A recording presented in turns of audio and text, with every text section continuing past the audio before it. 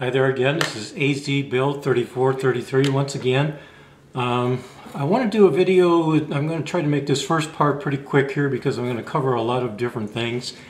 But I've seen Digitizer 101 has done a series of videos now on dry baking, and I know he's been using at times this Walmart grease pot for his dry baking. I've been using it also for my dry baking. It's lends itself better to car camping, I'm sure, than it does to backpacking.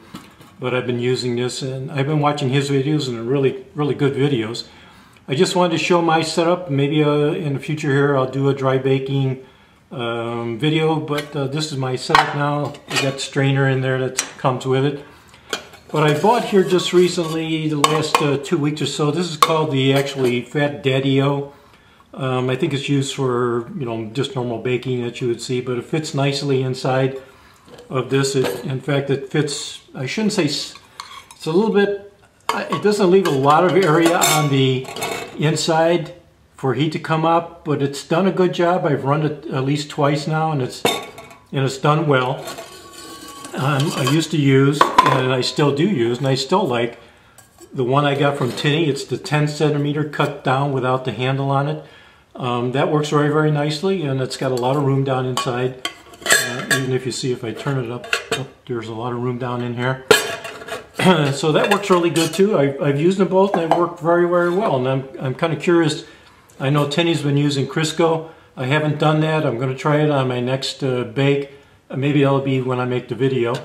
I don't normally use this, but this is the actual, it's actually a fan cover, a muffin fan cover that I think Hiram Cook used in the past, where you just roll over the legs or roll over the part that actually uses the bolts onto the fan housing. This works good. I would like it to be a little bit higher. It doesn't seem to be quite as high as I would like it to get it off the bottom, but that works fairly well. And what I've actually made for a standoff is I've taken a piece of 1-inch aluminum stock and bent it into, kind of like a triangle. Drilled some holes into it to lighten it up some. It is fairly light. I'm going to try to lighten it up a little bit more by maybe putting some grooves in here on either side to just kind of lighten it up a little bit more. But this really has worked very well for me. Just sits down on the bottom, and then you put your mixture in. Put your mixture in of your cake mix or muffin mix, and it goes like that. Put it on the fire, and it goes about 18-20 minutes, and you're pretty much done. So I wanted to show you that. That's my setup for that. We'll be looking at that video. The next is, if you've seen some of my other videos, I actually put this together. It's a base made of 3 different Budlight can bottoms. I was using I've modified this somewhat. I used to use the stakes, the aluminum stakes that you get for camping.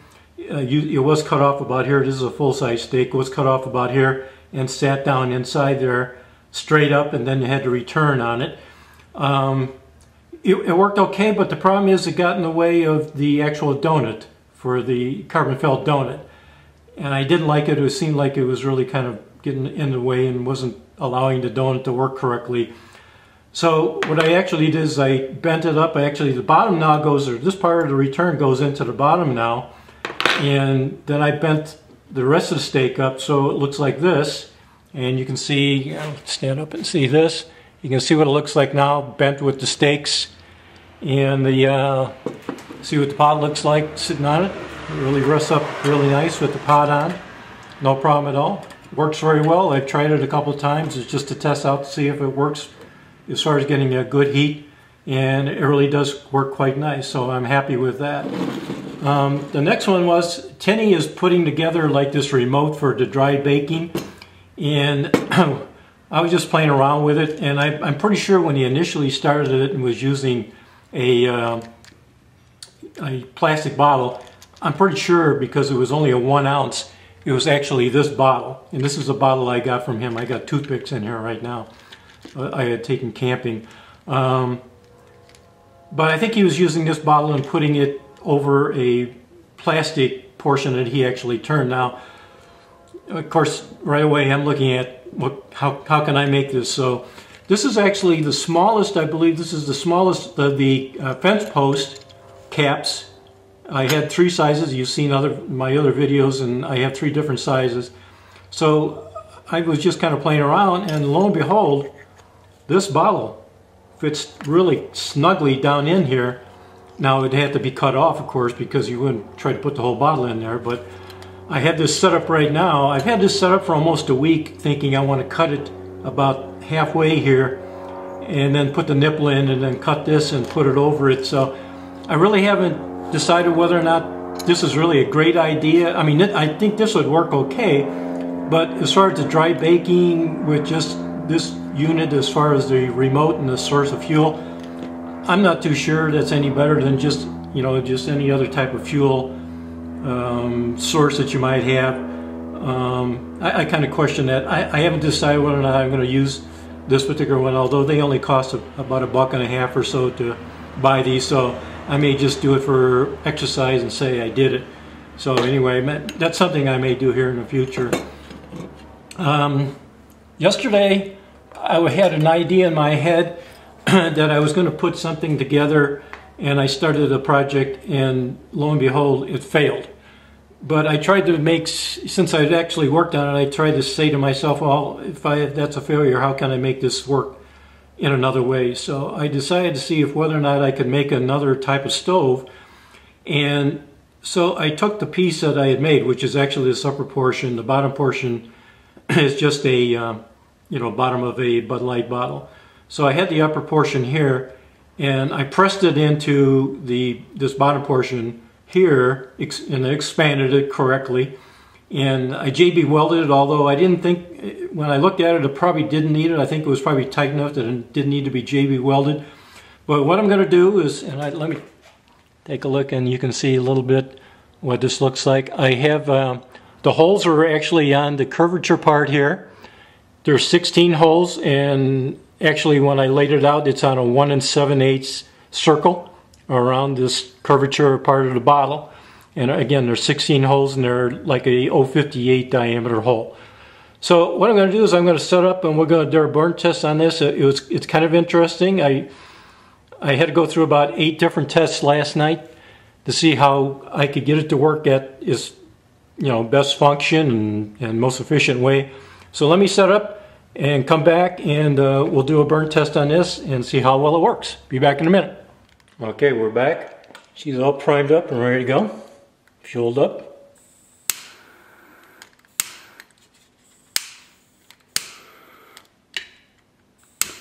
There we go.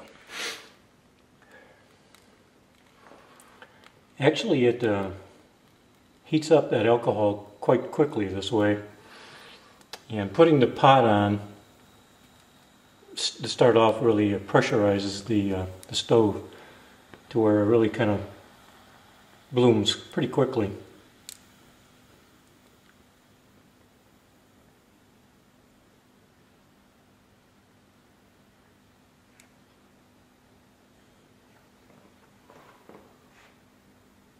So, set the timer here. It's going pretty nice. I think you can see that pretty good. I'm reluctant to turn out that light.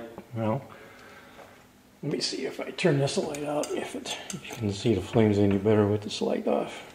If I can reach it. Yeah, you can see the flame pretty good with that, but I'm going to leave the light on anyhow, so I don't trip over myself. But this is the way I found the easiest way. I went through about 8 different ways of starting this thing, but this seems to be the best way. You have to put the pot on first, and it pressurizes it when it gets a little bit of heat. But it heats up very quickly, and it blossoms out very, very quick. So what I'm going to do is I'm going to shut the camera off, and I'll be back in about, when I start to hear the pot starting to make a little bit of noise, I'll be back. Okay, we're back. We're at about the 4-minute and 30-second mark, and we're starting to hear noise in the pot. I can hear it. I hope you can hear it too. What I kind of like about this, there is one good thing about this that I'm seeing from this little bitty stove. And let me see and grab this light off again. Is that I don't see it. There's some lapping over the sides, which is something that I'm not real happy with usually with any kind of stove. But this doesn't seem to be excessive lapping. It seems to stay underneath the stove pretty good. So, you know, that's one good feature about this little guy. So I kind of like that. And I'm hearing quite a bit of noise in there now, and we're at the, let's see, we're at the 5-minute and 28-second mark. And let me grab this off. It's not quite rolling, but it's real close. Probably you'll hear when it does go to a rolling boil.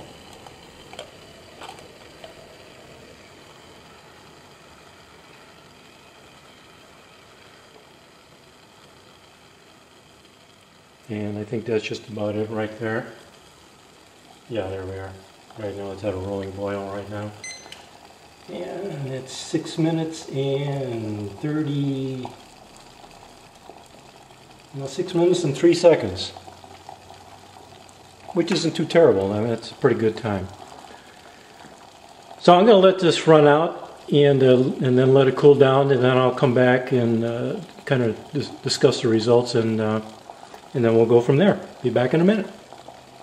Okay, we're back.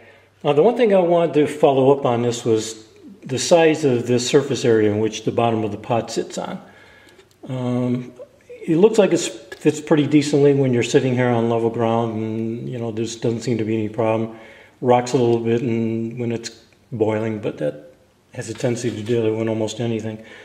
But I was thinking about actually taking a one of these small aluminum bottles that is actually spray or mousse or whatever, cutting off just the bottom, very small portion of the bottom, and attaching it to this top so I hit a little bit more surface area here on the, on the bottom of the pot.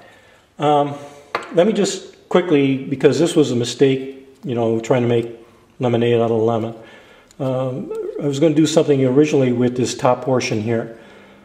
The cut was from the end of this bottle to the first cut was 1.5 inches. The next cut was 4 inches. And then I took in, with my die that I normally use to invert the, I'm trying to look for the one thing I've been using here. Let me see if this is it back here. No, this is not the one. Anyway, what I did is actually take die that I normally use for the inversion, and I didn't roll it all the way down to the bottom. I just rolled it up to the edge here, just about, maybe 3/16 to 1/4 inch. Was supposed to be used for something totally different than a stove. It was going to do something. I don't want to tell you I'd be embarrassed what I tell you I was going to use it for. Anyway, then I thought, well, could I use it for another type of stove? So I cut on the bottom of a normal beer can, this one of these cans here, 3/4 inch from the bottom, and then I have a arbor press, a very small little arbor press, and I pressed the top portion into the bottom, which really worked out well because I had a lot of strength because of the rollover in this piece here, and it went down really smooth. You just didn't have the leading edge or sharp edge going down inside. It had a lot of strength to it when it went down inside, and I did JB weld it, but I don't think it really needed JB welding.